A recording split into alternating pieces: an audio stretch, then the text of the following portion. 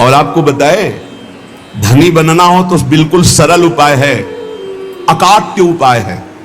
धनी सब बनना चाहते, लेकिन पाप करके बनना चाहते, अधर्म करके बनना चाहते, दूसरों को लूट करके।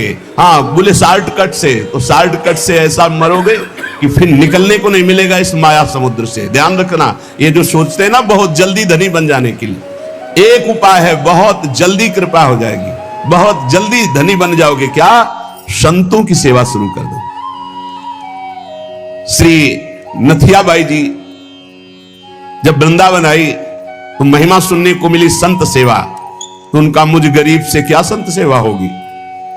तो चून मांग के लाती, उपला बिन लेती, उससे रोटी बनाती, और कोई भिक्षा जाता होता करने, साधु बुलाए, बाबा आ जा, मोटी मोटी लाल लाल रोटी सेक कर पवाती।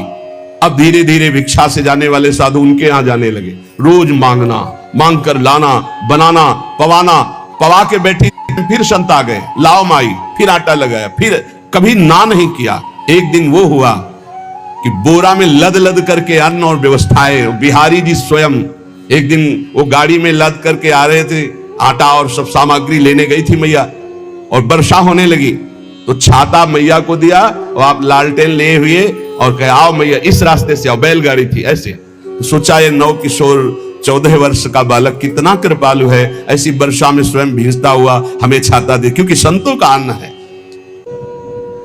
नहीं छलिया अगर अपने को जानने नहीं देना चाहता तो कोई नहीं जान सकता। जब दूसरे दिन बिहारी जी के दर्शन करने गई तो देखा एक हाथ में लालटेन, एक हाथ में छाता। बोले अब हमें समझ में आया कि कौन था, आप थे बिहारी जी। श्री महामहिम परम भागवत सुदामा दास जी महाराज बिल्कुल इसी पद्धति से संत सेवा शुरू की थी। गौओं के उपले बिनकर लाना और आटा मांगकर संतों को रोटी बनाना और पवाना, और आज सैकड़ों संतों का रोज प्रसाद होता है। तब से लेकर अभी तक रोज संत सेवा, सैकड़ों संतों के आसन लगे हुए, सैकड़ों संतों को भोग प्रसाद पवाया जाता है।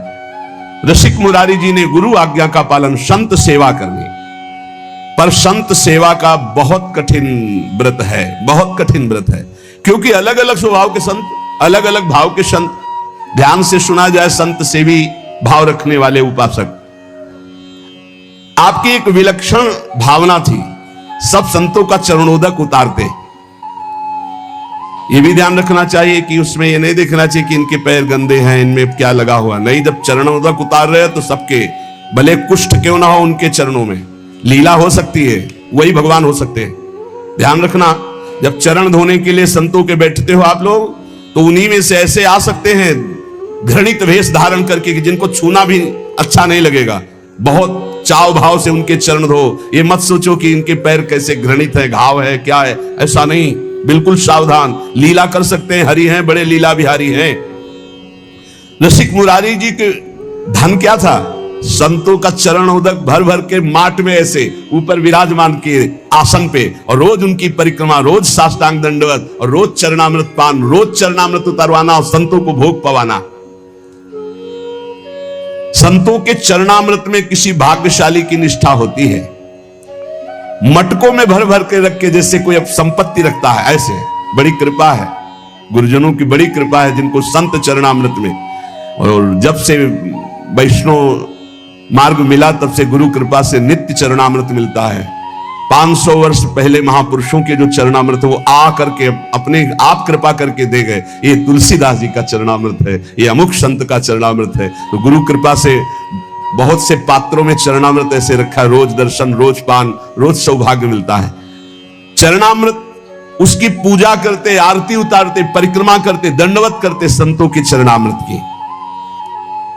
चरणामृत की निष्ठा, जबान में सबसे पहले चरणामृत। कई बार ये लीला होती, वहां अलग चरणामृत, यहां अलग चरणामृत रखा, पहले चरणामृत, फिर जो कुछ बाल भोग जो भी ले, पहले चरणामृत, भोजन तो पहले चरणामृत। चरणामृत की निष्ठा होनी चाहिए, ऐसा नहीं कि भोजन देखा टूट पड़े। श्रीधर बाबा जी की हमने निष्ठा देखी, अगर चरणामृत बोले बाबा चरणामृत तो संपन्न हो गया, तो फिर प्रसाद नहीं पाते, फिर दूसरे दिन चरणामृत जब मिलेगा तभी प्रसाद पाएंगे। बड़ी निष्ठा होनी चाहिए चरणामृत में, संत चरणामृत में। कभी कभी विचित्र लीला हुई, संत चरणामृत उतारा गया और 4 दिन के बाद दुर्गंध प्रकट हो गई। अब इतनी कीमती चीज कैसे फैला दे? तब फिर आया कि उसको ढक्कन खोल के रख दो 10 दिन, अपने आप सब खत्म और निर्मल। ऐसा कभी चरणामृत हो तो फेंकना नहीं, उसको बड़े ढक्कन वाले में ऐसे पात्र में रख के ढक्कन खोल के ऊपर से महीन कपड़ा रखकर छोड़ दो। वो 10-15 दिन में एकदम बहुत स्वादिष्ट और उसकी दुर्गंध खत्म हो जाएगी। लीलाएं होती हैं, उसको दुर्गंध समझ के फेंक मत देना। वैष्णव जनों की ये निष्ठा होती है, चरणामृत से बहुत दिव्यताएं प्राप्त हो जाती, बहुत दिव्यताएं प्राप्त होती है। यदि साधु सेवा नियम पूर्वक, दैन्यता पूर्वक, भाव पूर्वक की जाए तो भगवान संतों की जिह्वा से ही प्रसाद पाते हैं। स्वाद ले लेकर संतों की जिह्वा से पाते हैं। संतों का चरणामृत उतारा जाए, संतों की आरती की जाए, संतों को प्रसाद पवाया जाए तो भगवान बहुत जल्दी प्रसन्न हो जाते हैं।